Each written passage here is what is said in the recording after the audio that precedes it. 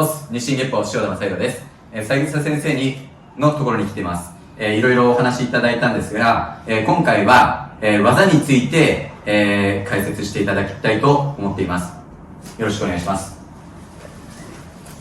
はい、お願いします。いつもこの角度。世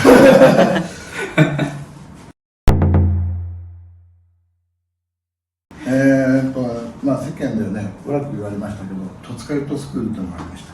で、僕はどんな悪い人なのか見に行こうと思って見に行ったら、なかなかまともなことを言うなと思っていろいろとお話をしてるんです。で、戸塚ヨットスクールですよ、面白いこと言う。何戸塚ヨットスクール。戸塚ヨットスクールですか？はい。そしたら、その先生が言うには、我々の教え方はスパルタだという。しかし武道はもっとスパルタじゃないかって言われたらね、僕が合気道やってきてたんでね。それで、そうですか。先生、じゃあ先生はどういう武道を推薦しますかって。それはね、なかなか強くならない武道がいいんだっていう面白いこと言われたんですよ。今日ちょっとその説明について。はい、どうぞ来てください。一般にもともと技はですね、これ二階堂と言ったんですね。はい、ですから昔は大統領ですから、一階堂ってこう書くんですね。まあ、それに対して合気会の方がですね、差別化するわけじゃないですけど、特徴だと二教というところでなっていますが、実情同じ技であります。それで、ここですごく面白いのは、こうやって相手に技をかけてくるんですが、はい、ご存知の通り、相手がこうくっつけてやるんですね。はい、そうするとこうやったら、はい。オーバーに誰もがかかるようになっています。ところが、塩田先生はくっつけないで離して技をかけた。これはね、なかなかうまくならないんですよ。すぐ強くなるんだったらくっつけたのに限るんです。わざと塩田先生を離してやらせてるんです。そう、利合いを作るために、姿勢を作るためにわざと離したんです。そうしますと、よほど頑張ってね、よほど線が一緒じゃないとこう分裂しちゃうんですね。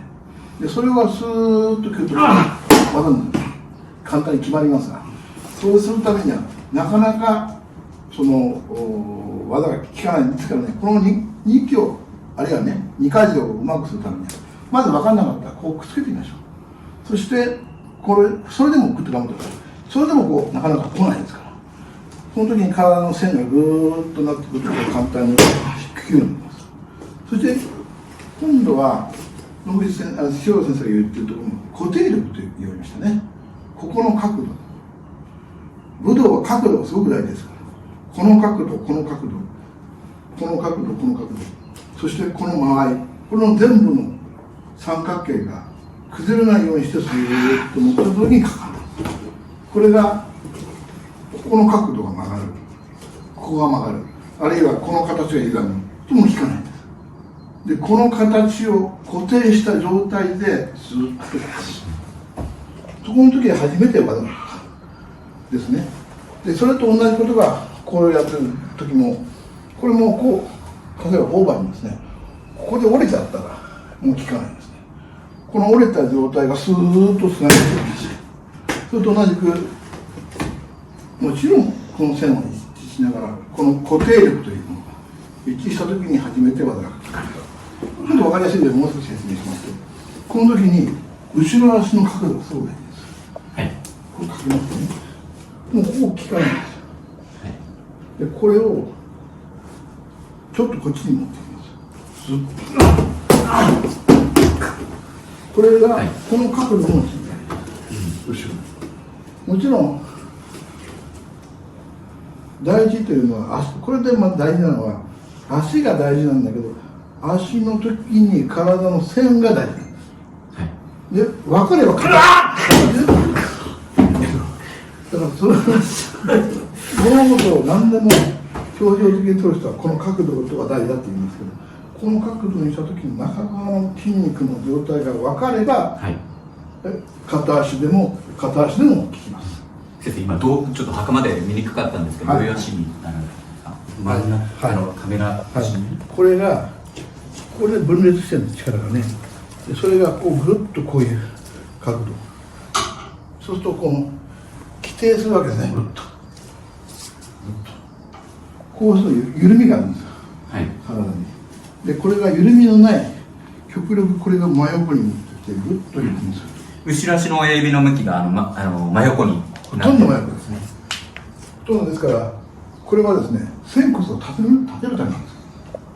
仙骨が曲がらないようにするために気を伸ばすということを言うんです。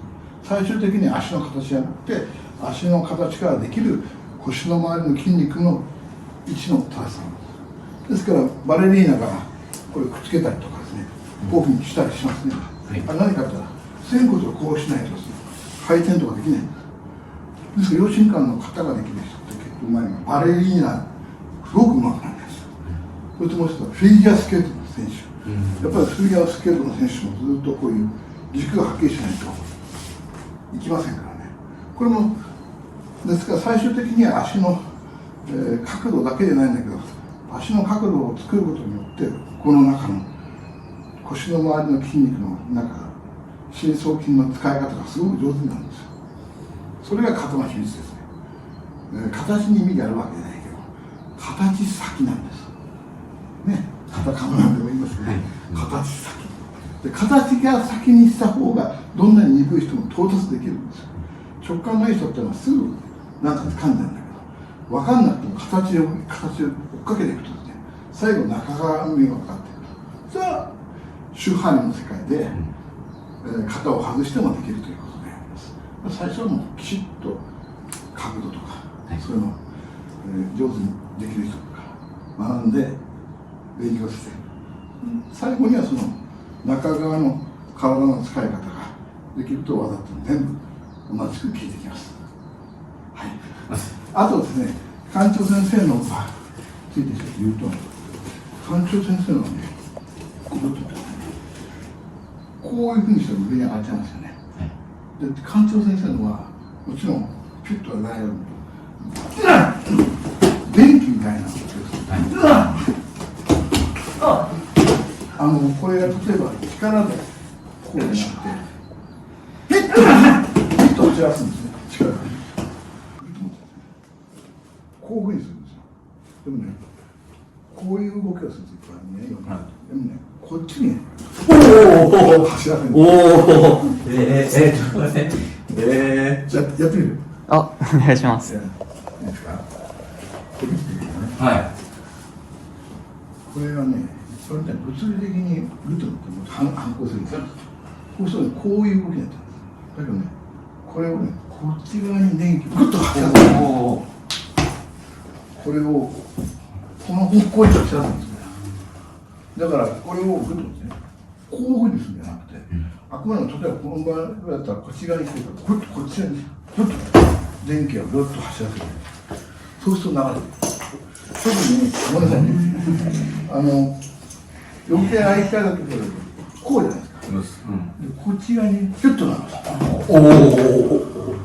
脳に響く気がします。こういう動きになって女性の中響きますよね。抵抗できますよね。でもこういうふうに走らせるんですよ。